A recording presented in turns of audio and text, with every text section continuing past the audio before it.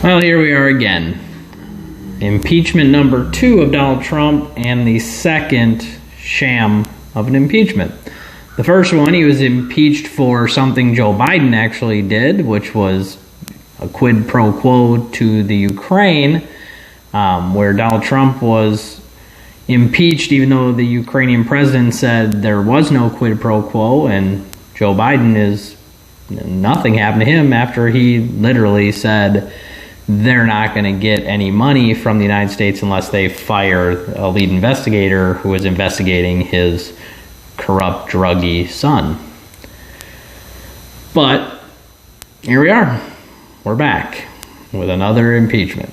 So, what does that mean? What are they trying to impeach him for this time? Well, this time it's actually almost a little more ridiculous than even the first time. This time, they're trying to say that Donald Trump incited an insurrection. So, what they're saying is that he incited a violent uprising against the government. He's the President of the United States. He is the government. It's tough to incite an uprising against yourself. What ended up actually happening was people were, for good reason, upset about some improprieties in our voting system, and they marched to the Capitol after being told by Donald Trump, and I quote, to peacefully and patriotically walk to the Capitol. It doesn't sound like a call for violence, yet the Democrats are trying to make it out to be. So, what really happened? Well, what really happened was people walked to the Capitol and they were met with a group of people that had already, before Donald Trump even got done speaking, were already trying to breach the doors of the Capitol. Okay?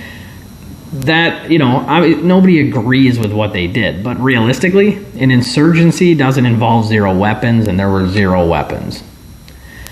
It was the worst insurgency in the history of insurgencies, if it even was one. Once they got in, they walked around, messed up some desks, sat in a few chairs, took some pictures, and generally just walked around looking around as if they were tourists. That's an insurgency? Really, folks? That's a violent uprising? Come on. Once that the National Guard showed up and asked them politely to leave, they politely left. Insurgencies don't politely leave. They fight against the military. Again, this was not an insurgency. This was a protest that went a little too far. And I do mean a little, because it really wasn't that much. We saw protests all summer that went too far.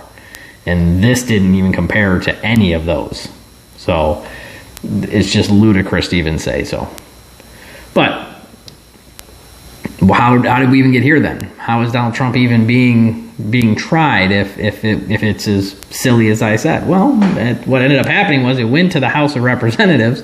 They called zero witnesses, presented zero facts or zero evidence, and basically just pushed it through with just a party line vote. Just got a bunch of Democrats who controlled the House to say, yeah, he's impeached for a second time. We don't need facts. We don't need evidence. When have the Democrats ever needed either of those things? So then it goes on to the Senate. The importance of it going to the Senate is they don't want him just impeached. They want him removed and made to never be able to serve office again, because they're afraid he's going to run again in 2024, and he will win. So they need 67 votes. That's how you remove a president from office. 67 votes in the Senate. They have 50. The Republicans have 50 votes. So what ended up happening? Well, we started out with a constitution question, constitutionality of this whole thing. 50 Democrats, all 50, said that this is constitutional. 44 of 50 Republicans said this is unconstitutional, meaning 56 people have no idea how to read the goddamn Constitution. 50 Democrats, who's not surprising because they basically shit all over the Constitution for the last 12 years at this point, ever since Obama. And then you have 6 Republicans who better be removed from office as soon as we possibly can, because they obviously do not understand our Constitution either. There were 44 Republicans who do seem to understand.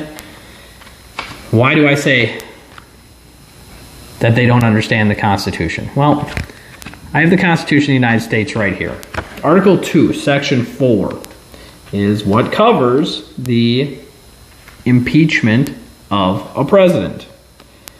In Article 2, Section 4 of the Constitution, it reads, "The President, Vice President, and all civil officers of the United States shall be removed from office on impeachment for and conviction of treason, bribery, and other high crimes and misdemeanors."